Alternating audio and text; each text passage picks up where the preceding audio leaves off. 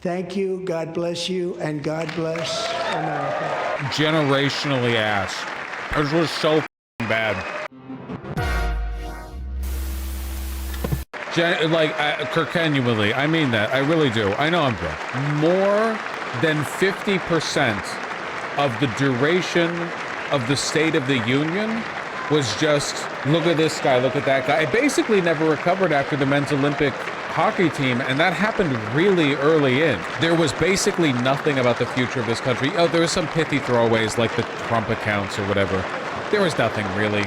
Not talking about what they've done, very little bragging. Honestly, it was just sad, and it made me wonder, like, it makes me wonder what their plan is.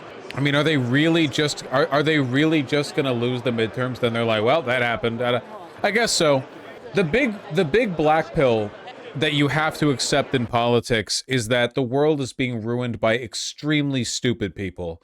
Stupid, self-interested. They're not interesting. They're not funny. They're not especially charismatic. Trump is, but most of them aren't, you know. It's just boring losers who just happen to run up to the top. It didn't used to be like that. I've delved down this little hypothetical, not hypothetical, this little like talking point before or whatever, but the founding fathers were pretty impressive people. Founding fathers of the USA. You've read about them in your history class that you weren't paying attention to because you were playing Angry Birds in your phone or whatever type shit, 6-7.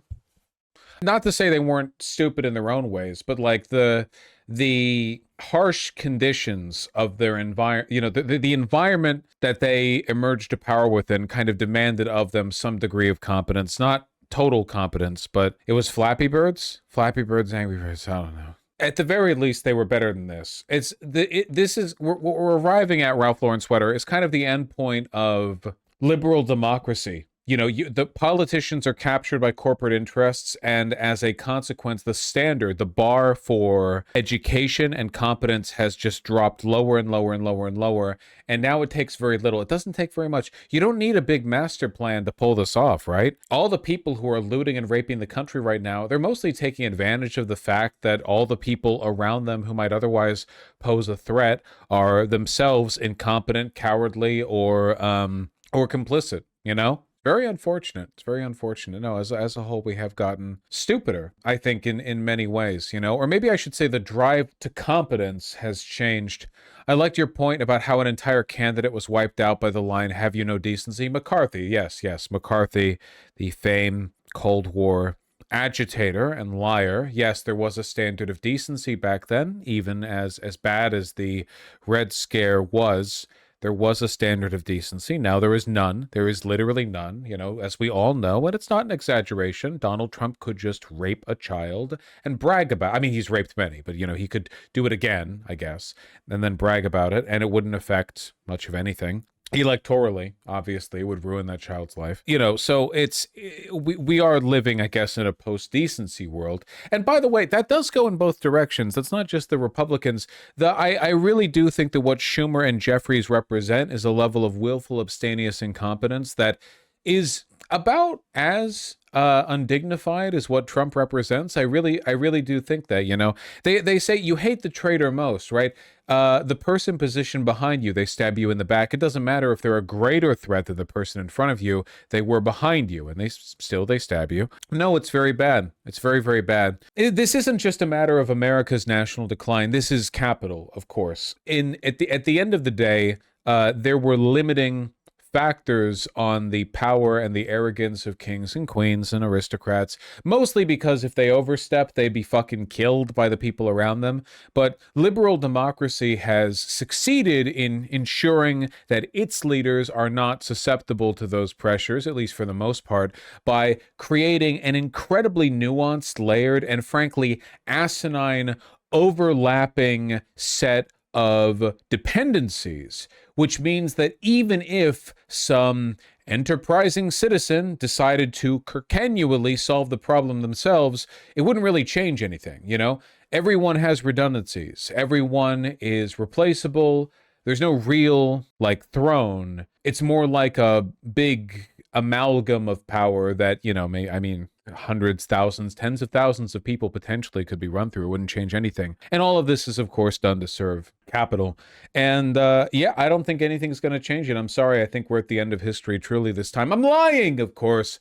I'm lying. I'm joking. It's a joke. It's a bit, it's a bit. We're not really at the end of history. That's not a real. Oh, that's Spanberger's address. We'll cover that later. I don't care right now. It's about the material conditions, okay? It's like Marx said, because he's smarter than you. He's smarter, maybe even than me. No, you have to recognize the goal of liberal democracy is to produce an army of sycophants for the status quo who cannot be removed by force or through democracy. You can vote out the Republicans, buddy. The Democrats are not going to meaningfully change the direction that we're going on, right? It doesn't really matter. Look at the UK right now. You vote in Labour, you get the same path. Tories, you get the same path. Reform, trust me, buddy, you're going to get the same path. The arc continues. It's not meaningfully going to change, and nothing you do by force is going to matter. Eventually, some kind of systemic collapse will occur and will be shifted out. My belief is that our best hope is to be well positioned so that when that collapse occurs, we can build things better, build back better, right? That's the hope. Stop Chud posting. It's not Chud posting. Basic historical materialism. Historical materialism. By the way, that long arc of history sometimes does work in your favor. Notice how it's sort of a tendency towards, I don't know what you would call it, sort of like apathy or glacialization. Notice how we have experienced now 10 years of a fascist uprising in this country. What has this amounted to with regard to people's political opinions? I would argue the lasting effect of the fascist uprising in this country with regard to cultural opinions, essentially negligible and meaningless. In spite of everything, it is probably, on average, better to live as a trans person today than it was 10 years ago. In spite of the polling, as we've seen it shift up and down, the degree of support and cultural assimilation outpaces what people's nominal support indicates. Or to put it another way, back then, a lot of people said they supported trans people, but were still, in terms of experience. Whereas nowadays, a lot of people will say they don't support trans people, but, they're here. It does depend on the state. I agree. There's been a greater degree of polarization. But keep in mind, we are talking about, quite literally, the capture of the U.S. government by neo-Nazis. A significant number of the people working in the White House right now are actual, literal neo-Nazis. They control the media. They control Congress to the extent that it exists. They control the Supreme Court. And what has the result been? Negligible movement of the needle. So the inertia, or the lack thereof, works in both ways. Just as this country is doomed to economic, financial, and climate collapse, so too are trans people going to keep playing ultra kill. History moves in funny ways. No one has their hands at the wheel, and nobody can change the direction we're all moving in. So that's cool, in a way. Have you been to the South, or do you discount entirely? Well, I do discount the South entirely, but I don't know how that relates to my opinion here. Despite the higher level of polarization, I'd be willing to bet that the average number of hate crimes against queer people probably hasn't moved that much. Maybe it's gone down a little bit. Of course, violence in general has gone down. There's a big difference between tacit, nominal approval of a group and social disallowance.